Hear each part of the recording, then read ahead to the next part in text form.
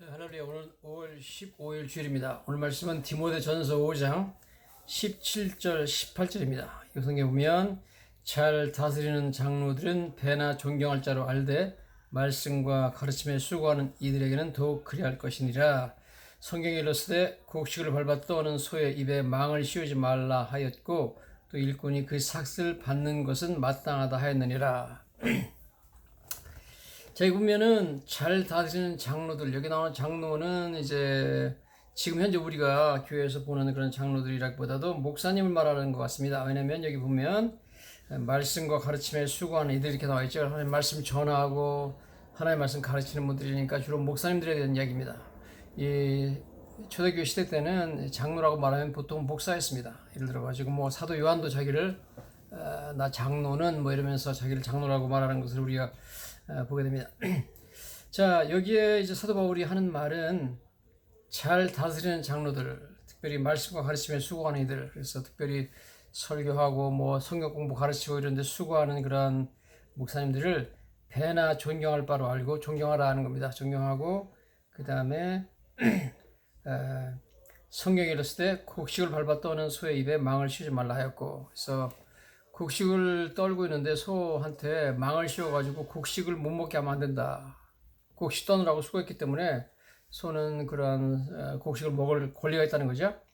일꾼이 그 삭슬 받는 것은 마땅하다. 하나님의 일을 위해서 말씀에 수고하고 또 설교 준비하고 기도하고 고생하는 그분들에게 반드시 재정적으로 경제적으로 보상을 하는 것은 마땅하다. 그런 얘기를 하고 있습니다.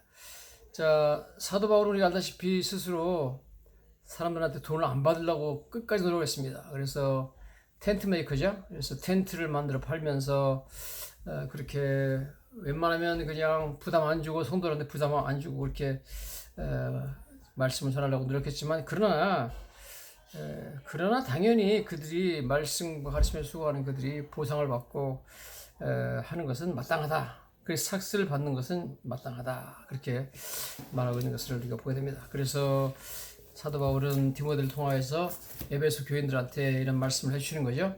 첫째는 말씀과 가르침에 수고하며 너희 가운데서 설교하고 또한 말씀을 가르치는 분들 수고하는 가운데 있는데 특별히 뭐 다른 직업을 갖지 않고 오직 하나님 나라 일만을 위해서 일생을 헌신하는 그런 분들을 위해서 너희들이 첫째는 존경하고 둘째는 그분들을 경제적으로 될 수 있는 한 지원해주라 그런 말씀을 하고 있는 것을 보게 됩니다. 성경은 하나님의 종들, 주님의 일을 하는 분들을 잘 도와주고 또 잘 섬겼을 때 하나님께서 여러 가지 상급과 또한 복을 내려주시는 것을 우리가 뭐 너무나 많이 보게 됩니다. 우리가 알다시피 예수님을 잘 섬겼던 마르다와 마리아, 마르다 마리아의 집은 배단이 있으니까 예루살렘에서 가까운 곳이기 때문에 예수님이 뭐 예루살렘에 올 일이 많이 있으니까 예루살렘에 오실 때마다 자기 집에서 머물게 하고 예수님과 함께 제자들도 같이 머물게 해가지고 예수님을 잘 섬겼습니다. 섬긴 결과로 우리가 잘 알다시피 물론 섬겨서 예수님 말씀도 많이 배우고 또 그렇지만 결국은 자기 남동생 나사로가 죽었다가 예수님 능력으로 살아나는 위대한 체험과 놀라운 은혜를 받게 되는 것을 우리가 보게 됩니다. 정말 뭐 죽은 남동생이 살아났다는 것은 어떠한 뭐 가격으로 따질 수 없는 어마어마한 은혜를 받고 어마어마한 보상과 말하자면 하나님의 복을 받은 것을 우리가 보게 됩니다. 하나님의 종을 잘 대접하면 하나님께서 반드시 보상해 준다는 거죠. 자기 종을 잘 대접해 줬는데 주인이 그에 대해서 보상 안 해주겠습니까? 그러니까 성경 보면 구약 성경에 아브라함도 천사 3명이 자기 집을 찾아왔죠. 마무리 상수리 나무 근처에 있을 때 천막에 찾아왔습니다. 그랬을 때 그들을 아주 잘 대접하죠. 성경 보면 뭐 아브라함이 사람한테 말해가지고 여보 가서 떡을 만들고 이제 빵을 만들어 빵을 급히 만들고 고운 밀가루로 빵을 만들고 그 다음에 기름진 아주 송아지 맛있는 송아지를 해가지고 요리를 하고 우유를 가져오고 그래가지고 잘 대접하라 그래가지고 꼭 잡수시고 가라 그래가지고 대접을 잘했더니 그 천사 3명을 잘 대접한 그분들에게 하나님께서 보상을 해주시죠. 그렇게 그들을 잘 대접하자마자 그들이 말합니다. 내년 이맘때 내 아내 사라에게 아들이 있으리라. 와, 그래가지고 자기들 가장 필요한 기도 제목, 그죠? 아들이죠. 아들을 얻게 되는 놀라운 상급과 축복을 받게 되는 것을 보게 됩니다. 오늘 이러한 하나님의 종을 잘 대접함으로 말미암아 얻은 여러 가지 복과 은혜를 가장 많이 체험한 사람은 구약성경에 수넴여인이라는 사람입니다. 뭐 여러 사람이 있겠지만 오늘 우리가 수넴여인에 대해서 한번 같이 은혜를 나누도록 하겠습니다. 수넴여인의 이야기는 특별히 이제 우리가 열왕기하 4장에 가보면 그런 얘기가 나옵니다. 열왕기하 4장 8절부터 그런 얘기가 쭉 나오는데요. 자, 수넴여인은 엘리사 시대의 사람입니다. 그래서 이미 엘리야 시대 때에 사렙과 과부가 하나님의 종 엘리야를 잘 섬기는 바람에 가뭄이 있었던 3년 반 동안 자기 집에 있는 기름통에 기름이 떨어지지 아니하고 밀가루통에 밀가루가 떨어지지 않는 그러한 놀라운 축복을 받았다는 것을 잘 알고 있어요. 그 다음에 사렙과 과부의 아들이 죽었다가 엘리야가 다시 그를 살렸다는 이야기도 잘 알고 있습니다. 그래서 이런 거 알기 때문에 이 수넴 여인이 하나님의 종을 잘 섬기는 일에 자기가 열심히 하면 하나님께서 큰 상급을 주신다는 걸 잘 알죠. 그러나 수넴 여인은 이제 엘리사를 섬길 때 무슨 보상을 바라고 한 건 절대 아니더라고요. 천천히 어떻게 수넴 여인이 엘리사를 잘 섬겼는가 하는 것을 보게 됩니다. 이 성경 보면 열왕기하 8장 4장 8절에 하루는 엘리사가 수넴에 이르렀더니 거기에 한 귀한 여인이 그를 강권하여 음식을 먹게 하였으므로 엘리사가 그것을 지날 때마다 음식을 먹으며 그리로 들어갔더라. 이렇게 말하고 있습니다. 지금 이 수넴이라는 곳은 사마리아, 이스라엘 땅의 수도였던 사마리아와 그 다음에 엘리사나 엘리야가 거했던 갈멜산, 거기에 그 신학교가 있죠. 선지학교인 신학교가 있는데 그 신학교 사이에 갈멜산과 사마리아 사이에 있는 성읍입니다. 그래서 아마도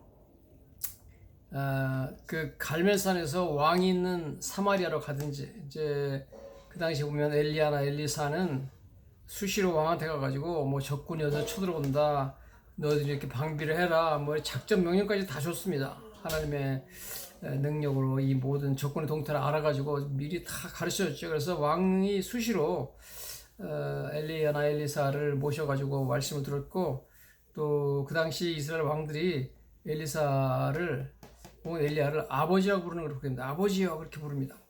그 정도 존경받았기 때문에 여러 번 이제 갈멜산을 떠나가지고 사마리아, 북왕국 이스라엘 수도인 사마리아로 가야 되기 때문에 그 가는 길에 아마 제 생각에 중간쯤에 수넴이 있으니까 수넴에서 이제 걸어가다가 하룻밤 자고 가면 딱 맞는 것 같아요. 그래서 이제 그 엘리사가 가면서 항상 보니까 뭐 마땅하게 숙식할 데가 없으니까 어디 뭐 여관 같은데 이런 데서 그냥 이제 주막집 같은 데서 자고 간다, 그런 소문을 들은 것 같습니다. 우리가 옛날에도 보면 우리나라에도 옛날에 뭐 주막집, 이제 호텔 같은 게 없으니까 보통 이제 가다가 나그네들이 머무는 곳은 거의 다 술집입니다. 술도 팔고 사람들 잠도 자고 그러는 곳입니다. 그래서 주막집이라 그러죠. 아마 주라는 것은 술인 것 같고 막이라는 것은 뭐 이렇게 잔다는 뜻인 것 같습니다.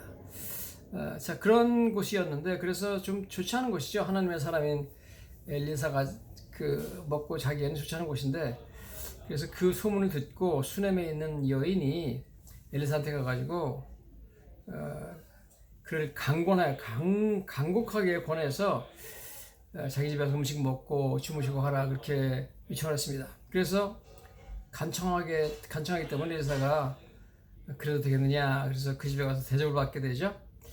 자, 근데 이제 거기서 끝나는 것이 아니라 그 수넴 여인이 남편한테 이렇게 얘기하죠.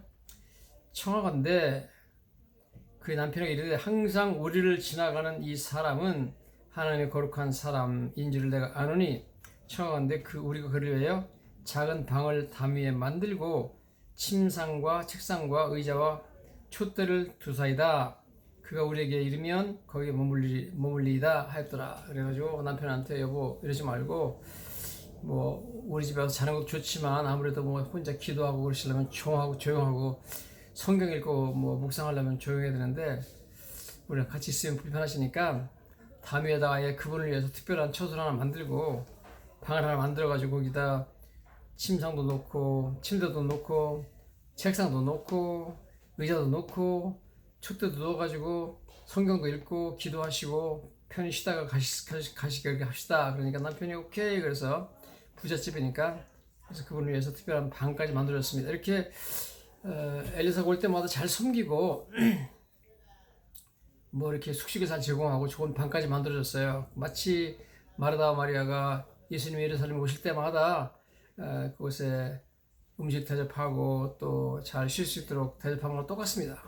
그래서 참 마르다 마리아가 큰 은혜를 받고 놀라운 상급을 받은 것처럼 수렘 여인도 그런 은혜를 받게 되는 것을 우리가 보게 됩니다.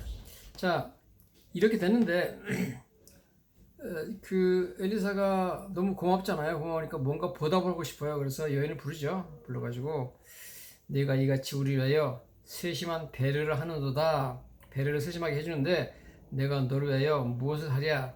왕에게나 사령관에게나 무슨 구할 것이 있느냐? 여인이 이르되 나는 내 백성 중에 거주하나이다.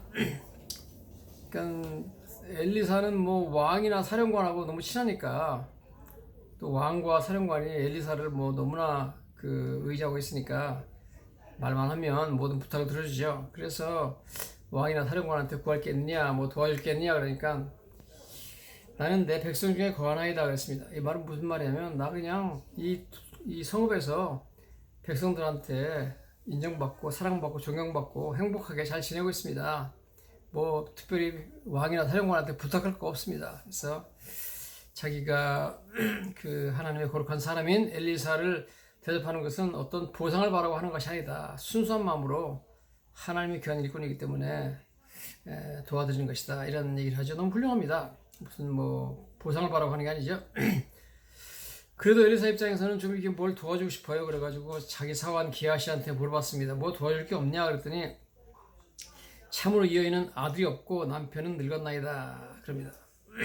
그래서 아마 나이는 많은데 자식이 없다는 얘기를 듣고 특별히 아들이 없으니까 그 부자가 자기 재산을 물려줄 아들이 없으면은 그것도 참 문제잖아요. 그래서 아마 엘리사가 하나님께 기도를 한 것 같습니다. 기도하니까 하나님께서 내년 이맘때쯤 그게 아들 낳게 하리라 그렇게 말씀해 주신 것 같아요. 그래서 여인을 불렀습니다. 불러가지고 엘리사가 말하죠. 한 해가 지나 이때쯤에 네가 아들을 안으리라 하니 여인이 이르되 아니로소이다.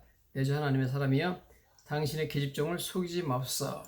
마치 아브라함에게 한 것 똑같죠. 아브라함과 사라가 천사 3명을 대접했을 때 그들이 내년 이맘때쯤 내가 아들을 낳을 것이다 한 것처럼 똑같이 그렇게 하나님께서 이 수냄 여인에게 그 가정에 가장 필요한 아들을 이제 약속해 주십니다. 그래서 아들 낳게 되는데 참 이 하나님이 주신 상급, 그 엘리사를 잘 대접한 분에 대한 하나님의 상급은 뭐 돈으로 따질 수 없는 그런 엄청난 선물이셨죠. 아들이니까 이거 뭐 정말 부잣집에 너무너무 귀한 아들이니까 뭐 얼마나 큰 기쁨과 얼마나 큰 행복을 줍니까. 아들이 태어났으니까 이거 뭐 말할 수 없는 선물, 어마어마한 상급으로 하나님께서 복을 내주시고 갚아주시는 것을 우리가 보게 됩니다. 하나님의 종들을 잘 섬기고 하나님 나라 일하는 사람들을 위해 참 우리가 잘 섬기는 것은 참 하나님께 복받는 지름길이요. 또 하나님이 결단코 잊지 아니하시고 반드시 하나님께서 갚아주신다는 것을 우리가 성경을 통해서 보게 됩니다. 자, 그래서 이제 아들을 낳는데 아들을 낳아서 잘 컸으면 괜찮은데 중간에 갑자기 아들이 죽게 됩니다. 우리가 아니 왜 하나님께서 이렇게 열심히 기도해가지고 약속하셔가지고 축복 아들을 주셨는데 죽게 만드냐 이건 뭐냐 하나님이 왜 이렇게 사람을 괴롭히냐 이렇게 말할 수 있지만 그래서 우리가 하나님을 잘 섬기고 주님의 일을 열심히 하더라도 우리 가정에 어려운 거 환난이 찾아올 수가 있어요. 여러분 너무 상심하지 마시고 섬겨보니까 이 모든 것도 하나님의 영광을 위해서 하나님께서 더 큰 선물을 주시고자 이런 일을 하시는 것을 우리가 보게 됩니다. 하나님의 섭리는 참 놀랍죠. 하나님의 계획은 참 놀랍습니다. 성경 보니까 이제 아기를 낳고 나서 어느 정도 자랐어요. 그래가지고 걸어다닐 나이가 되는 것 같아요. 한 3, 4살쯤 되는 것 같은데, 이때 하루 아버지가 추수하는데 추수꾼에 가서 아버지한테 갔습니다. 추수하는 밭에 갔습니다. 하는데 갑자기 이 아들이 아버지에게 내 머리야, 내 머리야, 아빠 머리 아파, 머리 아파 그러면서 아프다고 그랬습니다. 그러니까 아버지가 사원에게 말해서 빨리 어머니 데리고 들어가라. 가서 뭐 엄마 품에서 한숨 푹 자고 나면 괜찮겠지. 그래서 이제 보내죠. 어머니한테 갔는데 낮까지 어머니 무릎에 앉아 있다가 죽었다 그러지 않았습니다. 그러니까 뭐 엄마 생각에도 한숨 푹 자면 낫겠지 그러고 그냥 토닥토닥 하면서 무릎에서 재웠는데 한참 있다 보니까 자는 게 아니라 숨도 안 쉬는 것 같아 보니까 죽었어요. 그래서 아니 도대체 이게 뭐냐. 말은 하는데 날벼락이죠. 하나님께서 주신 이 귀한 아들이 이렇게 허무하게 죽어버렸으니까 얼마나 참 쇼킹한 일이고 얼마나 참 놀라울 일입니까. 그런데 이때부터 이 수냄 여인의 믿음의 진정한 참 보석의 단면들이 드러나게 되는데요. 이렇게 아들이 갑자기 죽으면 우리 같으면 보통 사람 같으면 뭐 막 남편한테 전화해가지고 아들이 죽었다 뭐 그러고 막 그냥 엘리한테 연락해가지고 왜 어떻게 하나님 주신 아들이 이게 약속의 아들이 죽느냐 뭐 하나님 나한테 이럴 수 있습니까? 하나님 불평하고 원망하고 뭐 차라리 아들 안 주셨으면은 뭐 주었을 것을 아들을 주었다가 왜 뺐느냐 뭐 하나님 뭐 이러시냐 왜 나를 인생을 길게 하느냐. 아들이 없었으면 모르는데 이제 아들이 커가지고 아들을 키워서 한참 재롱 부리고 너무 이쁠 때 아들이 죽었으니까 이제 차라리 주지 말지 왜 나를 약올르냐 뭐 얼마든지 뭐 하나님 불평할 수 있죠. 그런데 오늘 성경 보면 너무나 놀라운 믿음의 여인을 보게 되는데요. 이 여인은 아들은 반드시 살아날 것이다. 안 죽는다. 그렇게 확신한 것 같습니다. 그래서 물론 자기 이전에 엘리야 때 살았던 과부의 아들도 죽었다가 다시 살아나잖아요. 그러니까 우리 아들도 살아난다. 그런 확신을 갖게 된 것 같습니다. 그래서 성경을 자세히 보면 이 여인의 믿음의 가장 놀라운 표현은 바로 이 여인이 끝까지 아무에게도 아들이 죽었다는 것을 말을 하지 않습니다. 즉 입술을 철저하게 지키는 것을 보게 됩니다. 죽었다고 끝까지 인정 안 해가지고 결국 아들이 살아나게 된 거죠. 자, 처음에 이제 아들이 죽었으면 아들을 아이고 남편한테 연락해가지고 아들 죽었다 그러고 빨리 오라 그래가지고 밭에 추수할 때가 아니다 빨리 오세요 그러고 아들 죽었으니까 장례식 준비하고 그래야 되는데 전혀 그런 준비를 안 합니다. 장례식이 뭐 준비 안 하고 아들을 갖다가 하나님의 사람의 침상 위에 두고 문을 닫고 나왔다 그랬습니다. 그래서 엘리사의 방에 들어가서 엘리사가 두루눕는 그 침대에다가 놓고 문을 닫고 나와가지고 남편한테 연락하죠. 청하건대 사원 한 명과 나귀 한 마리를 내게로 보내셔서 내가 하나님의 사람에게 달려갔다 와야 되겠습니다. 그러니까 남편이 아니 왜 갔느냐. 오늘이 남편이 말하기를 초하루도 아니요 안식일도 아니거늘 그대가 오늘 어찌하여 그에게 나아가고자 하느냐 하는지라. 여인이 그에게 이르되 평안을 비나이다 그랬습니다. 지금 뭐 초하루나 안식일이나 하나님께 나가서 기도하고 또 예배드리는 날도 아닌데 왜 가려고 그러느냐. 뭐 특별한 일이 있느냐 무슨 문제가 있냐. 그러니까 여인이 아들이 죽었어요 얘기를 해야 되는데 얘기를 안 하고 뭐라면 평안을 비나이다. 영어 성경 보면 It's alright, It's alright 다 괜찮다는 거예요. 이게 거짓말이 아니라 여인이 너무나 아들이 안 죽는다 우리 아들은 살아난다는 확신을 갖고 있기 때문에 그래서 그는 절대로 아들이 죽었다는 것을 인정 안 합니다. 말로. 대단하죠. 부정적인 말을 입 밖에 절대 내지 않습니다. 자, 그 다음에 그래가지고 이제 그 사환을 시켜가지고 나귀에다가 안장을 지우고 말하기를 달려가기를 멈추지 말라. 갈멜산으로 가죠. 가서 엘리사한테 시작합니다. 엘리사한테 가니까 엘리사가 보니까 갑자기 초하루도 아니고 안식일이 아닌데 이 귀한 여인 수냄 여인이 찾아왔기 때문에 물어보죠. 너는 평안하냐? 내 남편은 평안하냐? 아이가 평안하냐? 물어보는 거죠. 안부를. 다 괜찮냐? 뭐 일이 있는 것 같은데 왜 갑자기 왔는지, 뭐 남편한테 무슨 일이 일어났냐? 당신한테 무슨 일이 일어났냐? 뭐 누가 아프냐? 너 다쳤냐? 아이는 괜찮냐? 그러니까 여인이 뭐라기를 말해 everything is alright 그래 버렸습니다. 평안하다. everything 모든 게 괜찮다는 겁니다. 괜찮지 않죠? 그런데 괜찮다고 합니다. 여러분 절대로 아들이 죽었다고 얘기하지 않고 뭐 everything is alright 그래 버립니다. 엄청난 믿음에 표현하게 되죠. 자, 그래가지고 여인이 왔는데 와가지고 그 엘리사의 발을 꽉 잡았습니다. 그러니까 기하시가 못하게 말리죠. 산에 이르러 하나님의 사람에게 나아가서 그를 발을 아는지라. 기하시 가까이 와서 그를 물리치고자 하매 하나님의 사람이 이르되 가만히 들어 그 영혼이 괴로워하지만은 여호와께서 내게 숨기시고 이제 하였다. 굉장한 괴로움이 있는가 보다 영혼에. 그런데 하나님이 나한테 말씀 안 해줘가지고 무슨 문제가 있는지 난 모르겠다. 선지자가 다 아는 것이 아니라 하나님이 가르쳐준 만큼만 알기 때문에 가르치지 않으면 모르는 거죠. 자, 그러니까 여인이 와서 그럽니다. 내가 내 주께 아들을 구하다니까 나를 속이지 말라고 내가 말하지 아니하다니까 이렇게 말합니다. 내가 뭐 아들 달라고 그랬습니까? 그리고 아들 준다고 그랬을 때도 내가 속이지 말라고 그러지 않았습니까? 이렇게 말합니다. 그래도 아들이 죽었다는 얘기는 안 합니다. 끝까지 그 얘기는 안 합니다. 자, 이렇게 됐을 때 이제 엘리사가 기하시한테 그러죠. 허리를 묶고 가서 지팡이를 가져와서 가서 그 지팡이를 아이 얼굴에 놓으라 그랬습니다. 자, 이렇게 지금 나왔는데 우리가 지금 중요한 것은 여기 여인이 끝까지 부정적인 얘기를 안 하는 것을 보게 됩니다. 아들이 죽었다는 얘기를 안 합니다. 아들이 죽었다 그러면 정말 죽어버리죠. 그런데 아들이 죽었다는 얘기를 안 하기 때문에 아들이 살아나 버립니다. 그래서 우리는 이 여인으로부터 믿음의 사람들은 참 부정적인 말을 하지 않도록 입술을 참 조심해야 된다. 입술을 잘 우리가 잘 지켜야 된다는 것을 알게 됩니다. 그래서 우리가 알다시피 성경에 그런 말씀이 많이 나오죠. 잠언서에 보면 잠언 18장 20절 21절에 죽고 사는 것이 혀에 달렸나니 혀를 쓰기 좋아하는 자는 혀의 열매를 먹으리라 했기 때문에 죽고 사는 것이 혀에 달렸기 때문에 말에 따라가지고 죽을 수도 있고 살 수도 있다는 겁니다. 이 여인이 죽었다는 것을 이제 안 했기 때문에 아들이 살아버렸습니다. 죽고 사는 것이 혀에 달렸다. 그래서 여러분 항상 말을 조심하고 부정적인 얘기를 하면 안 됩니다. 어떤 일이든지 긍정적으로 얘기하시고 감사하다고 얘기하시고 행복하다고 얘기하시고 Everything is alright. 괜찮을 것이다. 하나님이 살아계시니 다 이것은 괜찮다. 이런 부정적인 말 하지 않도록 조심해야 됩니다. 우리는 망했다. 우리는 끝났다. 우리는 이제 죽게 생겼다. 이거 죽게 생겼다. 뭐 우리는 뭐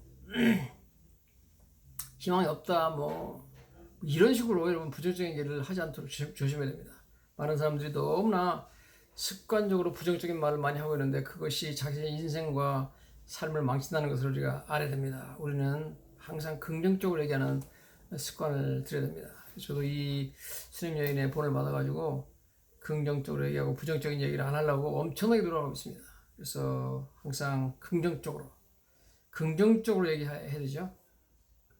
긍정적으로 얘기하면 우리 삶이 긍정적으로 펼쳐지는 것을 보게 됩니다. 늘 불평하고 뭐 원망하고 또 그냥 항상 비관적으로 인생을 바라보고 내 인생을 상당히 그냥 희망이 없는 것처럼 뭐 죽겠다 뭐 마지못해 산다 뭐 이런 식으로 자식 낳은 죄로 내가 마지막 죽지도 못하고 산다 뭐 자살하고 싶어도 내가 뭐 자식 때문에 못 죽는다 뭐 이런 식으로 여러분 부정적으로 자꾸 얘기하면은 안 되는 거죠. 무슨 남편 복도 없는 사람이 무슨 자식 복이 있겠냐 뭐 이런 식으로 여러분 이런 부정적인 얘기 자꾸 하면 그 정말 복을 못 받습니다. 여러분 그래서 이 여인처럼 어려움을 당했을 때 입술을 지키는 것이 너무나 중요하다. 입술 지키는 것 부정적인 발언하지 않도록 우리가 정말 조심해야 됩니다. 자 그래가지고 그 지팡이를 갖다가 기하시가 그 아들을 놨는데 아무 소용 없어요. 그래서 아무 소용 없습니다. 그러니까 결국은 이 여인이 나는 당신을 떠나지 아니하리다. 엘리사가 그래 오케이 가자. 그래서 그 집으로 가죠. 그래가지고 성경 보니까 엘리사가 집에 들어가 보니 아이가 죽었는데 자기 침상에 눕혔다. 그래서 가보니까 아기가 죽었다. 처음으로 죽었다는 것을 이제 알게 되죠. 그 다음에 자기가 두려웠던 침상에 아기가 있다는 겁니다. 그래서 문을 닫고 엘리사하고 아기만 그 방에 있고 자기가 가서 아기 위에 올라가서 자기 입을 그 아기 입에 대고 자기 눈을 그 눈에 대고 자기 손을 그의 손에 대고 그의 몸에 엎드리니 아기의 살이 차차 따뜻해졌더라. 그래서 간절히 입을 대고 눈을 대고 손을 대고 기도하니까 하나님이 들으셔가지고 아기가 살아나가지고 몸이 따뜻하게 되죠. 엘리사가 다시 내려와가지고 집안에서 한 번 이리저리 다니고 다시 아이 위에 올라가 엎드리니 아이가 7번 재채기하고 눈을 뜨는지라. 엘리사가 게하시를 불러 이르되 저 수냄 여인을 불러오라 하니 곧 부름에 여인이 들어가니 엘리사가 이르되 네 아들을 데리고 와라. 그래가지고 아들을 살려내죠. 아들이 살아났으니까 뭐 얼마나 기쁩니까? 얼마나 이건 뭐 귀한 아들인데. 그래서 엘리사는 그 집에 더 귀한 손님이 되었고 엘리사는 그 집에 평생의 은인이 되었죠. 너무 귀한 아들을 살려냈으니까. 이건 뭐 정말 죽었던 아들이 살아나는 기쁨, 이건 뭐 말할 수 없는 상급을 하나님께 받게 되는 거죠. 엘리사를 잘 이렇게 대접하고 잘 섬겼던 그런 상급은 너무너무 놀라운 은혜로 하나님 갚아주시는 것을 우리가 보게 됩니다. 자, 그런데 이제 여기서 끝나는 게 아닙니다. 끝나는 게 아니라 하나님께서 뭐 정말 엘리사를 도와준 데 대한 그 상급을 주시는데 뭐 몇십 배, 몇백 배, 몇천 배로 좋은 걸 주시는 것을 보게 되는데요. 열왕기하 8장에 보면 엘리사가 하루는 와가지고 그럽니다. 엘리사가 이전에 아들을 다시 살려준 여인에게 이르되, 열왕기하 8장입니다. 1절에 너는 일어나서 네 가족과 함께 거주할 만한 곳으로 가서 거주하라. 여호와께서 기근을 부르셨으니 그대로 이 땅에 7년 동안 이 말이라. 7년 동안 기근이 있을 테니까 다른 나라 가서 좀 거주하라는 겁니다. 그래서 이 여인이 일어나가지고 가족과 함께 블레셋 사람의 땅에 가서 7년 살았다. 그래서 블레셋에 가서 7년 살았습니다. 7년 있다가 이제 그 가뭄이 끝나가지고 자기 나라로 돌아왔는데 와보니까 누가 벌써 자기 집과 전토를 다 뺏었어요. 누가 이걸 뺏었을까? 이때는 7년 동안 있는 동안에 남편이 죽은 것 같아요. 왜냐면 지금 보면은 남편은 안 나오고 아이와 엄마만 나옵니다.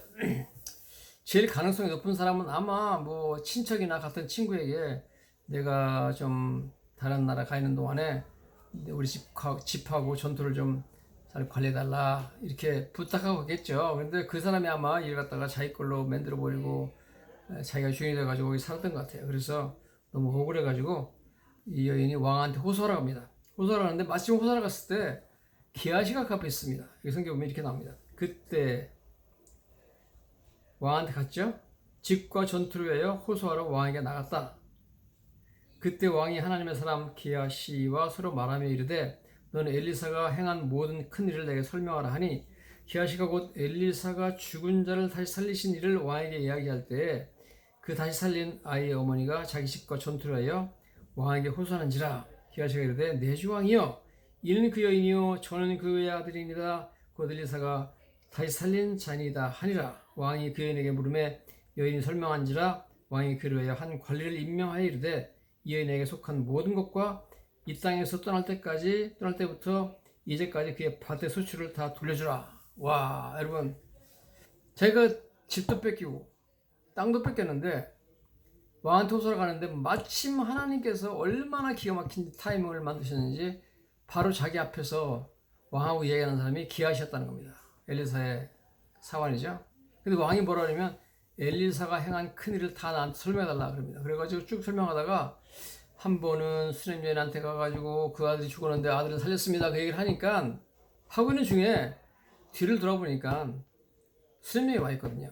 그러니까 깜짝 놀래가지고 게하시가 말하기를 바로 저 여인이 그 여인입니다. 제가 말하는 여인. 그래서 저기 서 있는 저 아들이 이제 뭐 많이 컸겠죠. 7년 동안 지났으니까 저 아들이 바로 그 아들입니다. 그러니까 왕이 듣고 있다가 관리를 임명하죠. 하나 임명해가지고 이 여인에게 속한 모든 것과 땅에서 떠날 때부터 이제까지 그의 밭의 수출을 돌려주라. 그러니까 집도 돌려주고 밭도 돌려줄 뿐 아니라 7년 동안 거기 땅에서 나는 소출도 다 돌려주라는 겁니다.